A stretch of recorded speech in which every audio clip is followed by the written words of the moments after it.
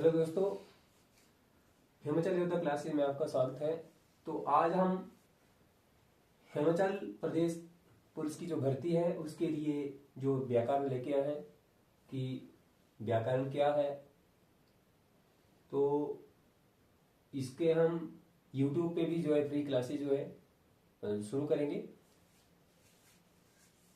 तो अब करेंगे हम व्याकरण और भाषा, यानी भाषा क्या है। भाषा वह साधन है जिसके द्वारा जो है मनुष्य आपस में वार्तालाप करता है, अपने जो विचारों का जो आदान प्रदान करता है, दूसरे के विचारों को ग्रहण करता है, वही भाषा है। यानी भाषा वह साधन है जिसके द्वारा मनुष्य बोलकर अथवा लिखकर, या तो बोलकर या लिखकर या संकेत के माध्यम से भी जो है अपने विचारों को जो है व्यक्त कर सकता है, दूसरों के सामने प्रकट करता रहता, दूसरों के विचार भाव को स्वयं समता या ग्रहण करता है। ग्रहण कैसे करेगा? जैसे आगे से कोई बोलता है तो उसको श्रवण करेगा, फिर उसको समझेगा। तो इस प्रकार जो हम अपनी भाषाओं का या दूसरे के जो भाव है उनको समझ सकते हैं। आगे है व्याकरण, यानी व्याकरण क्या है? जिस शास्त्र में शब्द के शुद्ध रूप और प्रयोग, यानी व्याकरण वह है कि जिसके माध्यम से हम भाषा को अच्छे ढंग से समझ सकते हैं। उसमें कुछ नियम होते हैं, उन नियम के माध्यम से जो है हम किसी भी भाषा को जो है आसानी से समझ सकते हैं। व्याकरण के 3 विभाग है, यानी वर्ण विभाग। इस विभाग के अंतर्गत वर्णों के स्वरूप, उच्चारण तथा भेदों आदि लिखने, आकार और प्रकार का वर्णन किया जाता है। यानी वर्ण विभाग में, यानी वर्ण आपकी जो अल्फाबेट है, ठीक है, उनके माध्यम से जो क्या किया जाता है कि उनके माध्यम से जब हम वर्णों का ज्ञान होगा तभी हम उसको लिख पाएंगे। शब्द विभाग, इस विभाग के अंतर्गत शब्दों के प्रकार, स्वरूप और उसके बोलने और लिखने की विधि, भेद आदि का वर्णन होता है। कि जैसे पहले हमने वर्ण का ज्ञान किया, फिर वर्ण के माध्यम से हम शब्द का निर्माण किस प्रकार से, यानी उनको जोड़ जोड़ के। इस विभाग के अंतर्गत शब्दों के प्रकार, स्वरूप, ठीक है, यानी भाषा को एक रूप दे सकते हैं इसके शब्द के माध्यम से। वाक्य विचार, इस विभाग में वाक्यों का स्वरूप, बनावट, भेद, वाक्य, यानी हम अपनी बात को जो है कि वाक्य हम जब बोलेंगे कि जैसे मैं स्कूल, अगर मैंने स्कूल ही बोल दिया, मैं स्कूल जाता हूं, तो आगे वाला समझ जाएगा कि जाता हूं या जाता है, ठीक है। इसके माध्यम से जो है वाक्यों के माध्यम से जब हम पूरा वाक्य बनाएंगे तो आगे वाला, जब हम पूरा वाक्य बोलेंगे तभी तो आगे वाला समझेगा कि क्या बोलना चाह रहा है, ठीक है। तो वर्ण विचार, वर्ण भाषा की छोटी से छोटी इकाई को वर्ण या अक्षर कहते हैं, ठीक है। वह छोटी से छोटी ध्वनि, जैसे अ, ई, उ, री, ठीक है, ये इसके टुकड़े ना, जिसके टुकड़े ना किए जाए वो क्या वर्ण या अक्षर है, ठीक है। जैसे अ, आ, क, ख आदि। लिपि, भाषा की वर्णमाला के लिखित रूप को लिपि कहते हैं, ठीक है। लिपि यानी सभी भाषाओं की अपनी अपनी जो लिपि है, जैसे आपकी हिंदी है उसकी देवनागरी है, ठीक है, आपकी पंजाबी है उसकी गुरमुखी है, अंग्रेजी है रोमन है। हिंदी की लिपि को देवनागरी या नागरी लिपि कहते हैं। आ ई उ ऊ, ये बड़े ऊ है।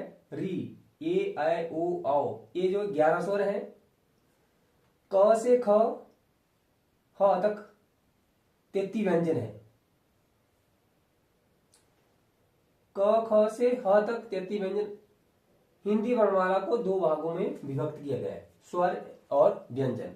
यानी स्वर आपके कितने हैं? 11 है। व्यंजन कितने आपके हैं? 33 है।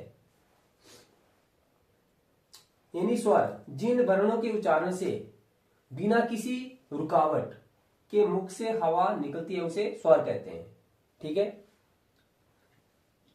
स्वर जो है कहते हैं वह स्वतंत्र होते हैं।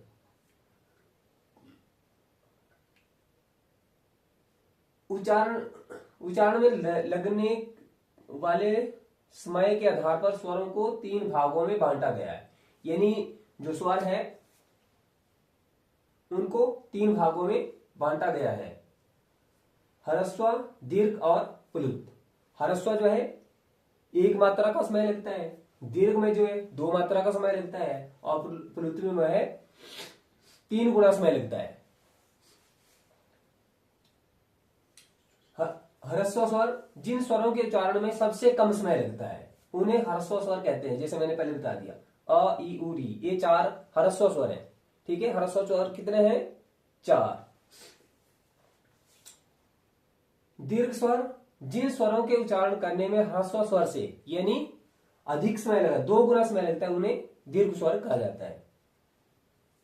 जैसे आ, ई, ये बड़ा हुआ है, ए, ऐ, ओ, औ, ये 7 दीर्घ स्वर है। अगर दीर्घ स्वर पूछे तो 7 है, अगर ह्रस्व पूछे तो 4 है। ह्रस्व 4 स्वर और दीर्घ 7 है। प्लुत स्वर ऐसे स्वर जिन्हें दीर्घ स्वरों से भी अधिक समय लगता है, उन्हें प्लुत स्वर कहा जाता है। जैसे ओम, हे राम, ऐसे इस तरह से जिनमें ज्यादा समय लगे।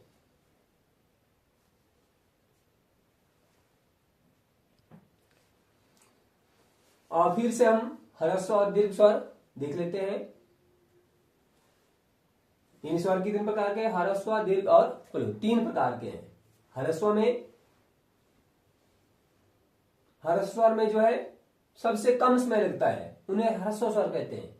ठीक है, अ, ई, उ, री, ये 4 है। ह्रस्व स्वर अगर पूछे तो ह्रस्व स्वरों की संख्या कितनी है? 4 है। दीर्घ की पूछेंगे तो कितनी है? 7 है।